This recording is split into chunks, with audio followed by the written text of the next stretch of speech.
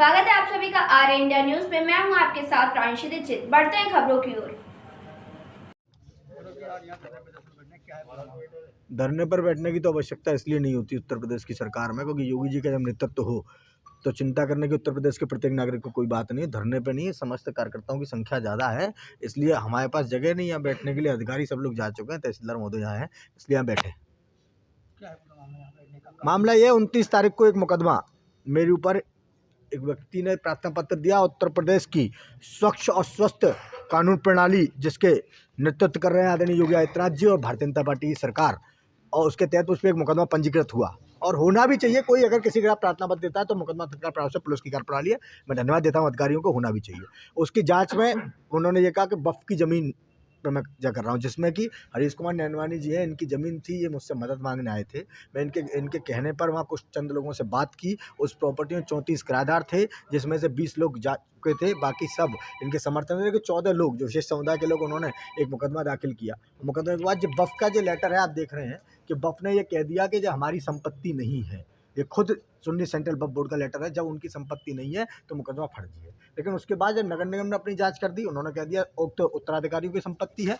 और तीसरा तहसील की जांच पिछले 3.5 महीने से मैं चक्कर लगा रहा हूं अधिकारियों के। मैं आरोपी होने के बावजूद भी चक्कर लगा रहा हूं। जो प्रार्थी है वो नहीं आ रहे क्योंकि वो झूठा प्रार्थना पत्र है। तो उसके बाद एक लेखपाल अश्विनी कुमार के द्वारा आज अभद्रता की गई। 3.5 महीने से मेरे कहने के बाद उस पर जांच नहीं हुई, और 3.5 महीने से ऐसा कौन सा कारण था ये मुझे बताया जाए कि उसकी जांच नहीं हुई। आज अश्विनी कुमार अभद्रता करके तहसीलदार साहब के सामने अभद्रता की है। तहसीलदार साहब ने स्वीकार किया कि उसने अभद्रता की है, और ये कहते हुए यहाँ से चले गए तो इस पर जो करा जाए कर ले, मैं जाँच नहीं करता। अगर सुविधा शुल्क नहीं तो जाँच भी नहीं। तो इसलिए आज यहाँ आपके माध्यम से मैं वरिष्ठ अधिकारियों से निवेदन और आग्रह कर रहा हूं कि आप देख रहे हैं, हम सोने की चम्मच लेके पैदा हुए नेता नहीं है। हम लोग कार्यकर्ता से राजनीति की तरफ अग्रसर बढ़ रहे हैं। जो मार्ग प्रशस्त किया है स्वच्छ राजनीति का और उत्तर प्रदेश को उत्तम प्रदेश बनाने का, उस पर भारतीय जनता पार्टी कार्यकर्ता के रूप में हम लोग चल रहे हैं। लेकिन उसके बाद अगर कोई ऐसे अभद्रता करेगा तो चेतावनी देना चाहते हैं। ये युवा मोर्चा के रणबांकुर हैं, और हम लोग कहते हैं कि अपने नारों में गैरों का ना गैरों का, युवा मोर्चा शेरों का, और शेरों को छेड़ोगे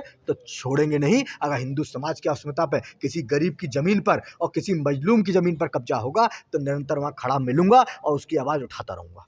इस माध्यम से क्या संदेश देना चाहते हैं? संदेश सिर्फ यही है कि उसको भ्रष्ट अधिकारी का, जिसने इस कार्यप्रणाली में वादा बना 3.5 महीने में, जिसने अपने कामों को अंजाम नहीं दिया, जो शपथ लेखपाल के रूप में इन्होंने ली थी उस शपथ को अंजाम नहीं दिया, उनको तत्काल प्रभाव से यहाँ से हटाया जाए, एक दंडात्मक कार्रवाई की जाए। और मैं कागज प्रेषित कर रहा हूँ सर, एक स्वतंत्र संस्था कह रही है कि वो ये नहीं है, उसके बावजूद भी एक मुकदमा लिखा जाता है। और एक ऐसी तहरीर पर जो झूठी तहरीर है और वहाँ पर जाने नहीं दिया जाता, इनका घर है वहाँ, उनको जाने नहीं दिया जाता है, वहाँ जो स्थिति बना रखी है। तो मैं आपके माध्यम से आग्रह कर रहा हूँ कि ऐसे अधिकारी के खिलाफ तत्काल कार्रवाई हो। माननीय मुख्यमंत्री जी से आग्रह है कि अगर मैं दोषी हूं तो मेरे खिलाफ कार्रवाई हो, अगर वो दोषी हैं तो उनके खिलाफ कार्रवाई हो। आज 4 बजे की घटना है। हमारे क्षेत्रीय मंत्री और पूर्व महानगर अध्यक्ष भाई गौरव रजावत जी आज तहसील आए थे, और तहसील पर उनकी एक जांच चल रही है 3.5 महीने से एक प्रॉपर्टी को लेकर, जिसमें एक लालवानी जी हैं, उनकी एक प्रॉपर्टी है। उस प्रॉपर्टी को कुछ लोगों ने वफ बताया, और वफ की प्रॉपर्टी को बताकर गौरव रजावत जी पर मुकदमा लिखा गया आज से 3 महीने पहले। लेकिन वही वफ बोर्ड जो स्वतंत्र संस्था है, उस संस्था ने लिखित में दिया कि यह प्रॉपर्टी वफ की नहीं है। जब नहीं है तो तहसील में इसकी जांच आई। 2 बार एडीएम सिटी साहब ने भी इनको रिमाइंडर भेजा, उसके बावजूद भी अश्विनी कुमार जी जो लेखपाल हैं यहाँ पर बेहद भ्रष्ट हैं।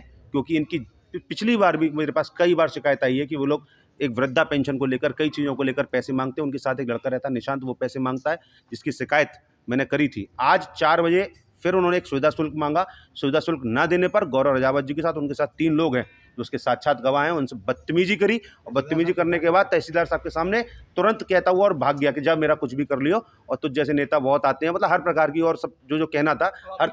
हमारी मांग कुछ नहीं है, हमने तहसीलदार साहब से इतना कहा है कि ऐसे भ्रष्ट लेखपाल, क्योंकि हमारी जो सरकार है वो जीरो टॉलरेंस पर काम कर रही है, बिना भ्रष्टाचार के काम कर रही है, और भ्रष्टाचारी अधिकारियों को सस्पेंड करने का काम योगी जी ने किया है। यही मांग कर रहा हूं कि उस अधिकारी के खिलाफ कार्रवाई हो, तुरंत उसकी जांच बैठे, उसकी संपत्ति की जांच हो, उसके पूरे परिवार की संपत्ति की जांच हो, किस प्रकार इस तहसील से उसने जो धन कमाया है, गरीब लोगों से लूटा है उस अभद्र अधिकारी ने, उसके खिलाफ जांच होनी चाहिए, और उसको तत्काल प्रभाव से यहाँ से ट्रांसफर या सस्पेंड होने की कार्रवाई होनी चाहिए।